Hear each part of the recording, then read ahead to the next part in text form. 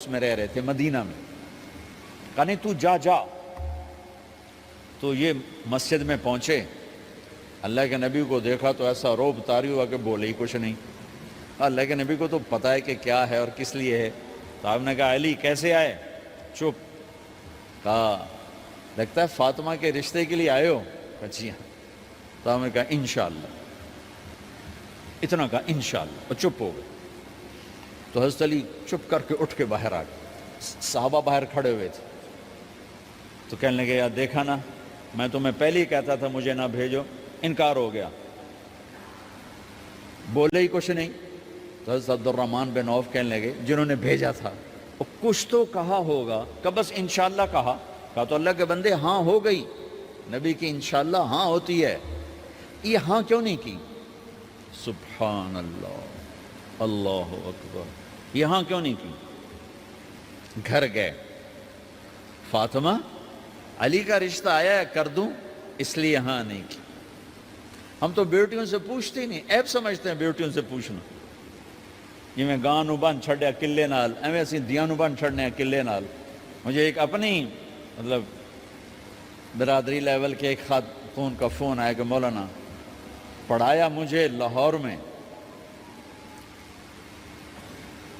اچھے کالجوں میں, اور میری منگنی کرتے وقت مجھ سے پوچھا ہی نہیں, اور ایک شرابی سے منگنی کر کے مجھے اطلاع دی اسی تیری منگنی کر چھڑی ہے, فلانی تاریخ نو تیرا نکاح بھی ہونا ہے. مجھے آج تک گلہ ہے, پوچھ لیتے. اگر نہیں پوچھا تھا چلو میں نہ ساڑھے پنجاب کوئی نہیں پوچھ دے, گاں موج دی طرح ٹور چھڑ دین, تو چلو اتنا تو ویکھ لیں دے بھی کم از کم شراب تا نہ پیندا ہویا. ایک شرابی نال میرا نکاح کر چھڑ, ساری زندگی اڈیاں رگڑ رگڑ میری گزر گئی. علی جیسا رشتہ آیا ہو تو اوپر سے حکم بھی آ چکا ہو کہ علی کو ہی دینا ہے, تو پھر آپ فاطمہ سے پوچھیں فاطمہ تیرا رشتہ آیا ہے علی کا, کر دوں؟ حضرت فاطمہ نے ہاں کی تو پھر مسجد تشریف لائے. یہ آپ کو معاشرت سکھائی جا رہی کہ بیٹیوں سے بھی پوچھو, زندگی انہوں نے گزارنی ہے, تم نے تو نہیں گزارنی. بس میری غیرت دا سوال ہے, میں اتنا ہی کرنا نہیں تھا بیٹھی رہے. میری اپنی فیملی میں اتنی عورتیں بوڑھی ہو کے قبروں میں چلی گئیں, بس اتنا ہی کرنا نہیں کرنا تھا بیٹھی رہے. وہ بیٹھی رہ گئیں.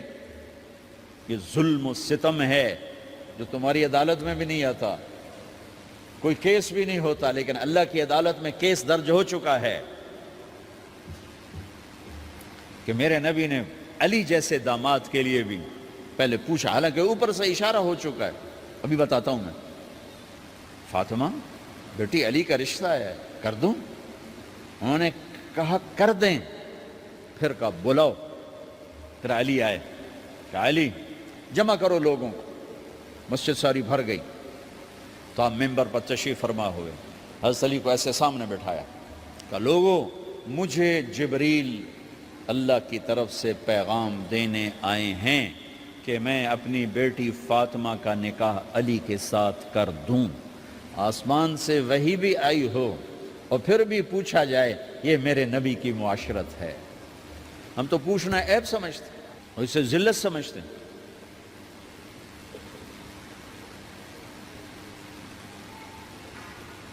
پھر آپ نے اتنا بڑا اہتمام کیا.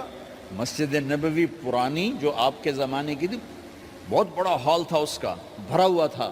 آپ نے سب کو شہد کا شربت پلایا, خود نکاح پڑھایا, نکاح کا خطبہ پڑھ کیا. پھر کہا علی میں نے فاطمہ بنت محمد کو 400 درم مہر کے عوض تمہارے نکاح میں دیا, تو نے قبول کیا؟ انہوں نے کہا جی میں نے قبول کیا, اور سجدے میں چلے گئے اور زور سے دعا مانگی, رب اوزعنی ان اشکر نعمتک التی انعمت علی وعلی والدی وان اعمل صالحا ترضاہ واصلح لی فی ذریتی انی تبت الیک واننی من المسلمین. میرے نبی نے کہا آمین, زور سے کہا آمین. نکاح ہو گیا. رخصتی ہوئی 6 مہینے بعد, 1 مہینے بعد, 1 سال بعد.